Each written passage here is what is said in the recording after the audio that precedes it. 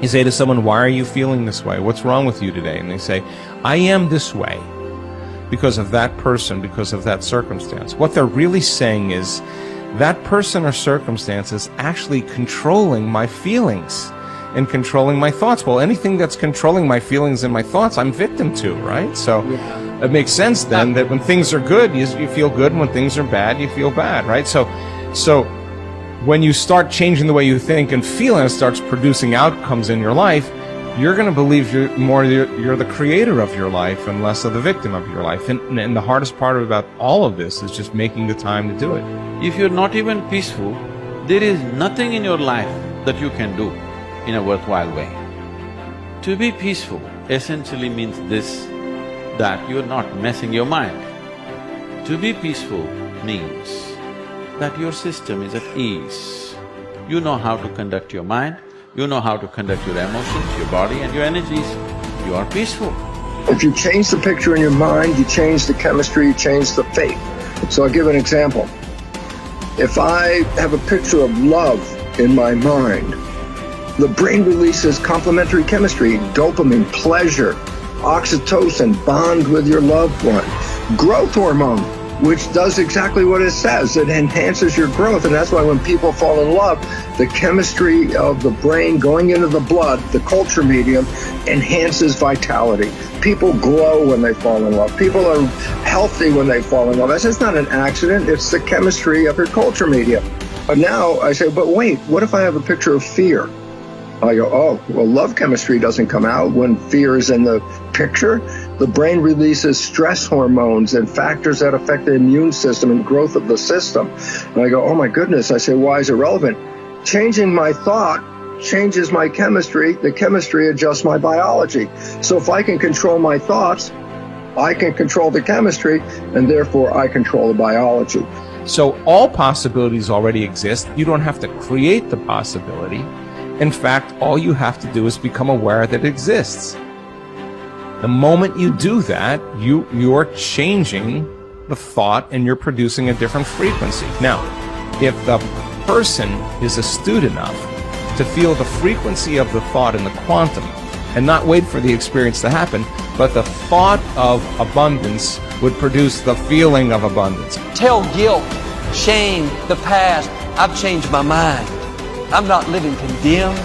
Listening to the accusing voices, I'm forgiven, I'm redeemed, restored, my future is bright. Tell lack, struggle, not having enough, I've changed my mind. That is not my destiny. I will lend and not borrow. What I touch will prosper and succeed. Abundance, overflow, increase is coming my way. Train your mind. Train your mind not to focus on the problem and make it bigger, but focus on the solution to solve it. Stay positive, stay focused, and most importantly, stay strong. The way we've been using our thoughts are not necessarily productive. As a matter of fact, sometimes our investments of our thoughts are actually counterproductive because our thoughts create a reality that we then have to overcome. So basically it says that we must start to become aware of our thoughts. And why is this important? Because thoughts represent units of energy. Every time you have a thought, you use energy. Why this becomes relevant is, if I give you a checkbook for your bank account, you don't go down the street and just write checks to people like, oh, hey, you're a nice looking guy. Here's $10 for you. And, oh, here, little girl, go out and buy yourself a little car. Here's $1,000 for you. And you don't give away your money. Why? Because giving away your money is giving away your life. So basically, you become very frugal when you have a checkbook in your hand. Now what I'm trying to tell you is this. You have an energy budget in your body. The energy is what keeps you alive. When you start using energy and writing checks where you get no return from your energy, then it's exactly the same as writing checks out of your bank checkbook and giving away your cash. So why this becomes important is the biology of belief reveals how our thoughts create our reality. And if you start investing in thoughts that are counterproductive, thoughts like fear, or what am I going to do, and how am I going to escape this problem, or how's this going to go wrong, and all these other kinds of thoughts that are negative kinds of thoughts, then realize this. You are actually not just using your energy for having these thoughts, But these thoughts are also what come into your reality. What you focus on with your thoughts, your brain will manifest as reality. James from Harvard said, believe and your belief will create the fact. All things are possible if you believe. Well, you know, I studied for a long time. I started to study this book, Think and Grow Rich. And he talks about belief in here. He says you're not ready for what you want until you believe you can get it. I found that the only two sources of reference we could go to find out anything about ourselves is science and religion. They all say you've got to believe. So I got figured out, how do you believe? How do you change a belief? Interesting subject, because I'm going to tell you something. Your results are nothing but the manifestation of your belief system. Well, our belief system, now listen carefully, is based upon our evaluation of something. And frequently when we reevaluate a situation, our belief about that situation will change. Let me repeat that. Our belief system is based upon our evaluation of something. Frequently, if we reevaluate a situation, our belief about it will change. I began reevaluating who I was. I started to study. I never stopped studying. And I found as I reevaluated, I had a much higher opinion of myself. I found out things about me that I would have never believed if you had told me.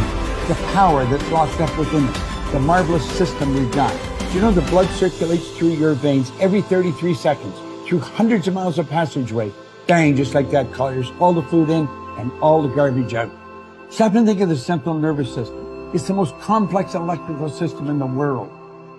And you've got it. Think of your brain, an electronic switching station like that. You can change the vibration of yourself and everything around you. We have awesome powers, and it's all based on what you believe about you. Nothing is so embarrassing as watching someone do something that you said could not be done. People who embrace possibility thinking are capable of accomplishing tasks that seem impossible because they believe in solutions.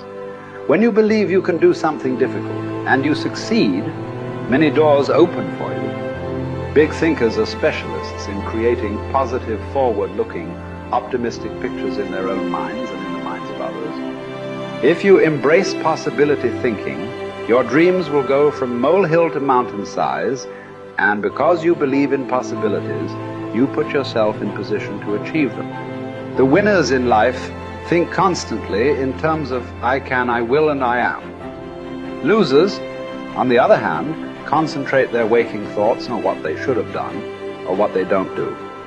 If you believe you can't do something, then it doesn't matter how hard you try, because you've already lost. If you believe you can do something, you have already won much of the battle. The first step in becoming a possibility thinker is to stop yourself from searching for and dwelling on what's wrong with any given situation. Sports psychologist Bob Rotella recounts, I tell people, if you don't want to get into positive thinking, that's okay. Just eliminate all the negative thoughts from your mind. Whatever's left will be fine.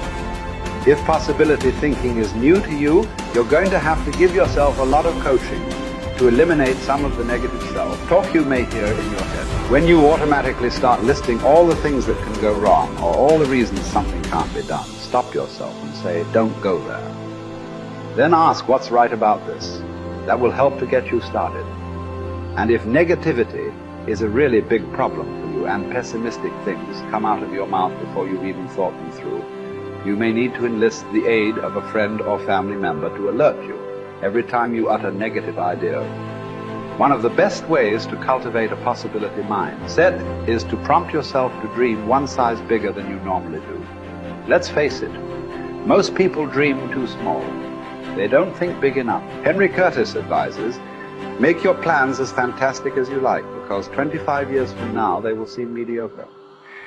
Make your plans 10 times as great as you first planned, and 25 years from now you will wonder why you did not make them 50 times as great. If you push yourself to dream more expansively, to imagine your organization one size bigger, to make your goals at least a step beyond what makes you comfortable, you will be forced to grow, and it will set you up to believe in greater possibilities.